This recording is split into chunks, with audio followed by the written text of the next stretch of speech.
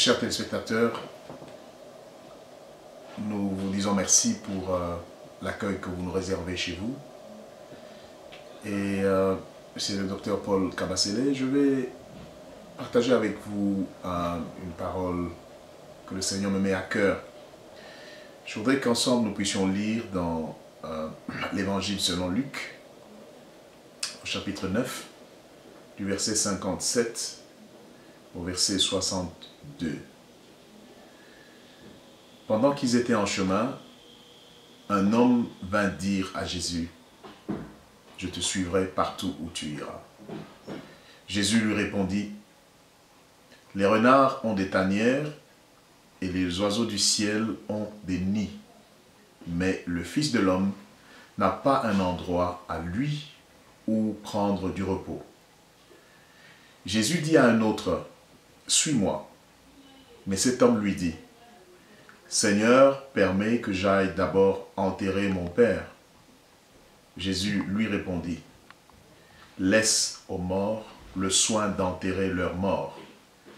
Quant à toi, va proclamer le règne de Dieu. » Un autre encore lui dit, « Je te suivrai, Seigneur, mais permets-moi d'abord de faire mes adieux à ma famille. » Jésus lui répond, « Celui qui regarde derrière, au moment où il se met à labourer avec sa charrue, n'est pas prêt pour le règne de Dieu. » Je voudrais partager avec vous quelques pensées qui découlent de cette lecture. La première, c'est forcément comment est-ce que nous suivons le Seigneur et pourquoi est-ce que nous suivons le Seigneur. Lorsque le premier homme est venu vers le Seigneur, il avait ses raisons qui l'ont poussé à dire et à faire cette déclaration pour dire « Je m'engage à te suivre, je veux te suivre ». Mais Jésus, dans sa réponse, la challenge, si on dit, comme on dit en anglais.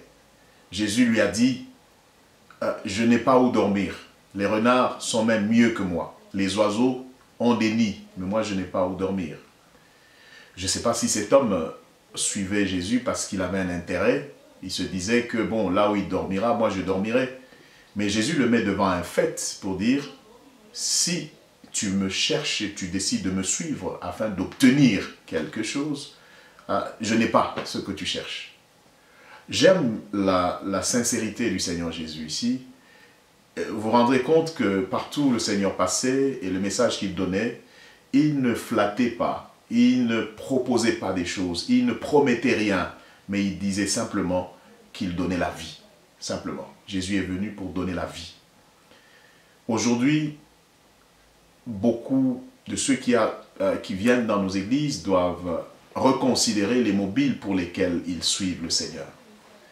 Si tu le suivais parce que tu pensais tu allais dormir dans des palais, mais il a dit qu'il n'a pas de palais.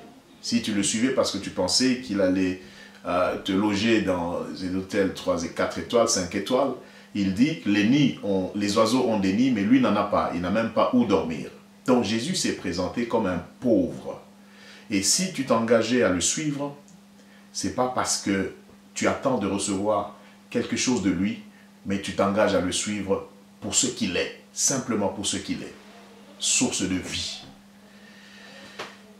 Et il dit finalement à un autre homme qui était là, il lui dit « Suis-moi ». Lui qui voit les cœurs, il savait que cet homme avait des préoccupations. Et que cet homme pour lui, c'était qu'il venait de perdre son père qui lui était cher. Et il dit au Seigneur « Attends-moi, je vais d'abord enterrer mon père et puis je te suivrai ». Si tu acceptes de suivre le Seigneur, il faut que tu saches établir des priorités. Et la réponse que Jésus a donnée, c'est que lui doit venir en premier lieu. Et nous devons mettre Jésus en premier lieu. Dans tout ce que nous faisons, il doit être la priorité pour nous. Et lorsque le troisième vient pour lui dire « Je te suivrai », et il dit clairement « Je te suivrai, mais permets-moi d'abord de dire mes adieux à ma famille ».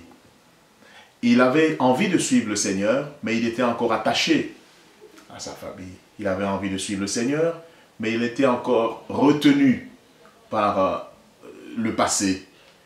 Mais lorsqu'on veut suivre Jésus, il faut que l'on prenne une décision qu'on a mûrie, on a accepté, on s'engage à tout renoncer. Jésus a dit, celui qui veut me suivre, qui renonce à lui-même afin de me suivre.